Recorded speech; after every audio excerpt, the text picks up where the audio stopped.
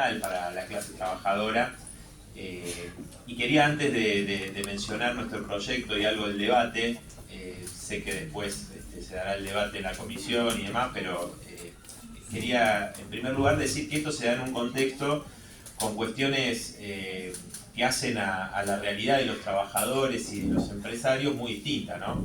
Porque en los últimos años, si vemos el crecimiento económico, está bien, el rebote de la pandemia, 10 puntos, y después 5 puntos de crecimiento del PBI en 2 años consecutivos, y los grandes empresarios aumentaron su participación en el producto, mientras los trabajadores retrocedieron, ¿no? Es decir, que ese crecimiento, en definitiva, recuerdo unas palabras de Alberto Fernández, decía que no se lo iban a quedar los 4 o 5 vivos de siempre, se lo volvieron a quedar los 4 o 5 vivos de siempre, los grandes grupos capitalistas, los grandes empresarios.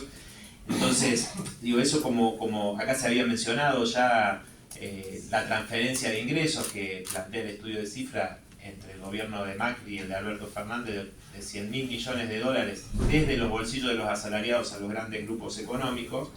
Digo porque también escuchamos, cuando se plantea una medida favorable a los trabajadores y a las trabajadoras, los empresarios siempre decir que no se puede llevar adelante, que van a perder plata, que esto, que aquello. Entonces digo, primero partamos de esta realidad y después obviamente que también llega a la comisión esta discusión en un momento preelectoral, ¿no? Como otras medidas que se han discutido y que claramente tienen un uso electoral. Y por último decir que me parece que con respecto a este momento que estamos viviendo, que me parece importante marcar que la mayoría de los dirigentes sindicales,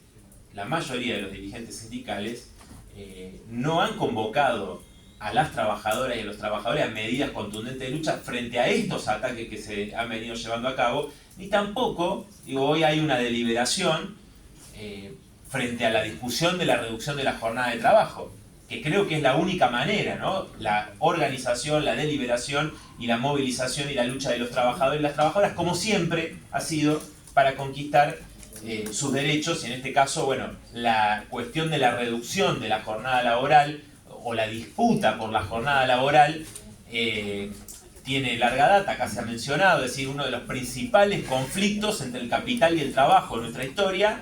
Por lo tanto, eso hace a la lucha de los trabajadores y las trabajadoras para poder conquistar esta demanda, este reclamo y estos derechos que me parecen fundamentales, ¿no? Ahora, yendo al debate del proyecto, ¿no? Y dando cuenta además de una cuestión estructural que acá se mencionó de la clase trabajadora.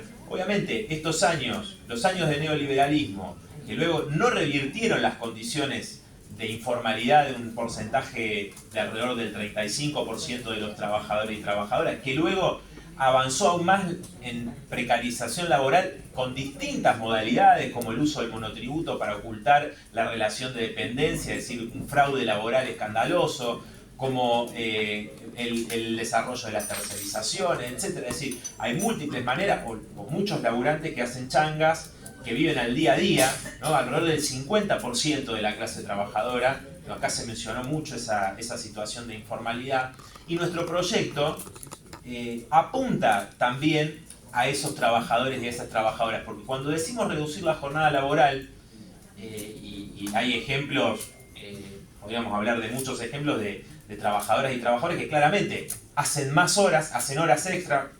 Los compañeros de Mondelez, por ejemplo, una multinacional alimenticia, trabajan de lunes a lunes, la mayoría, y tienen enormes secuelas y consecuencias en su físico, en su salud mental, ¿no?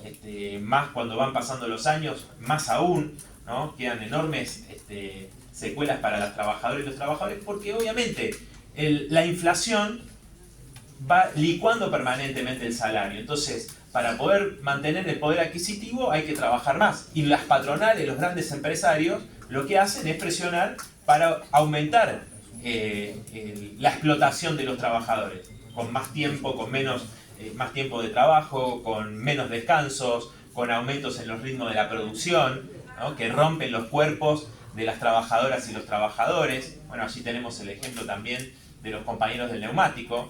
Ellos le dicen, popularmente dicen, la picadora de carne, le dicen a las fábricas del neumático, por las terribles consecuencias que tienen para sus trabajadoras y trabajadores. Entonces digo, bueno, acá nosotros cuando decimos reducir la jornada, sí, para alivianar la carga de trabajo de esas compañeras, de esos compañeros que están con empleos formales, pero que tienen que trabajar cada vez más, ¿no?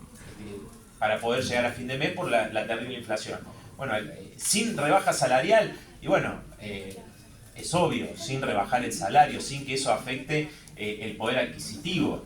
Es más, con un salario que cubra el costo de la canasta familiar. Y ahora vamos a hablar de algunos ejemplos con respecto a esto, ¿no? Pero digo, y también tiene este doble sentido, generar puestos de trabajo. Cuando decimos reducir la jornada y repartir las horas de trabajo entre quienes tienen empleos formales, quienes están desocupados y además quienes tienen empleos informales, ¿no? Porque esto podría beneficiar a todos esos jóvenes trabajadores y trabajadoras que son los más afectados por la informalidad laboral. Teniendo en cuenta, obviamente, que existe, no es homogéneo, que es heterogéneo el mercado laboral, etc. Pero eso obviamente puede tener distintas políticas para resolverse, ¿no? Políticas que tiendan a resolver el problema de esta situación.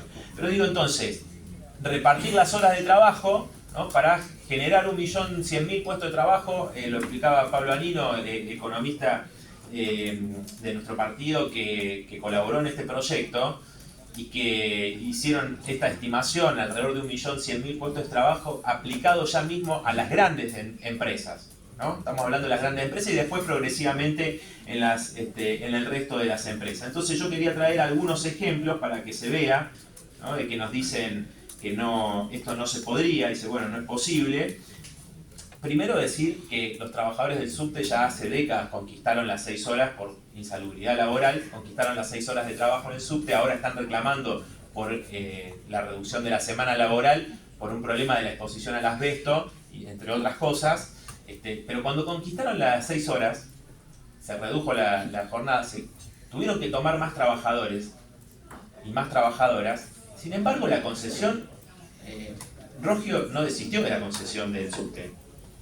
Volvió a renovarla porque sigue ganando plata, ¿no? Entonces, digo, primero traer ese ejemplo de esa gran lucha de los trabajadores del subte. Después, quiero decir, por ejemplo, tomar el ejemplo de Arcor, ¿no? Arcor, que una estimación que hicimos plantea que podría crearse 8.000 puestos de trabajo, ¿no? en la multinacional Arcor. Sueldos a mayo aproximadamente 500.000 pesos, ¿no? Aproximadamente. Obviamente la empresa va a seguir teniendo ganancias.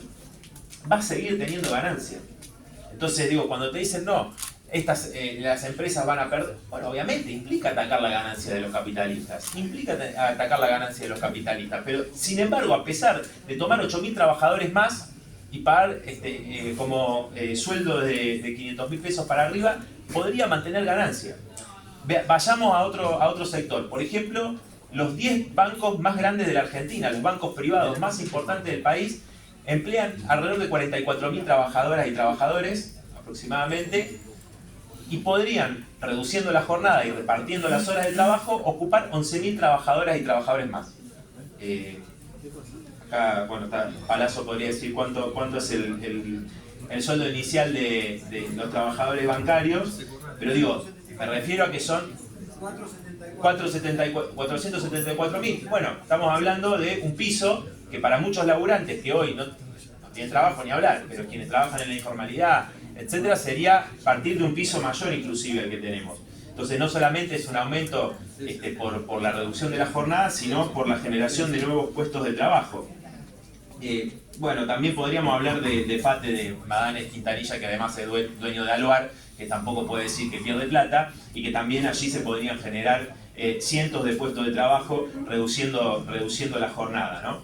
Ahora, obviamente, digo, esto además tiene un cuestionamiento alrededor de que en países como Argentina no se podría implementar la reducción de la jornada. Ya se mencionó acá, sí, hay otros países, ya voy finalizando, Presidenta, ya hay otros países de América Latina que están debatiendo o que avanzaron en la reducción de la jornada, ¿no? Entonces no se trata de un problema de que no se puede realizar en América Latina. De hecho, tenemos la jornada laboral más extensa, la semana laboral más extensa, y la ministra señaló el aumento de la productividad desde la década del 60 a esta parte, ¿no? De alrededor del 52%. O sea, la productividad del trabajo se multiplicó, sin embargo, eso no redundó en casi 100 años, de 1929, que tenemos la jornada de 8 horas, en una mejora de la calidad de vida de los trabajadores y las trabajadoras que ya describimos cuál es la situación y ya conocemos cuál es. Entonces, esta medida podría, obviamente, mejorar la calidad de vida, tener tiempo para las relaciones afectivas, para la familia, para dedicarse al arte, a la cultura, a lo que deseen. En el caso de la juventud, tener tiempo para estudiar, ¿no? Para poder continuar con sus estudios, que en muchos casos no lo pueden hacer. Y por último, bueno, decir que para nosotros, obviamente, esto lo planteamos en el marco de una lucha que va más allá de la reducción de la jornada y el reparto de las horas de trabajo, que implicaría reorganizar el conjunto de la sociedad en función de las necesidades sociales y no del interés de un pequeño puñado de grandes capitalistas, ¿no? Por eso también la reducción de la jornada implicaría la posibilidad del tiempo para que esos trabajadores y esas trabajadoras participen de la organización de un nuevo tipo de sociedad basado en la planificación racional, ¿no? y en la relación amigable con el medio ambiente, con la naturaleza y demás, y no con la situación que tenemos actualmente. Es decir, que esas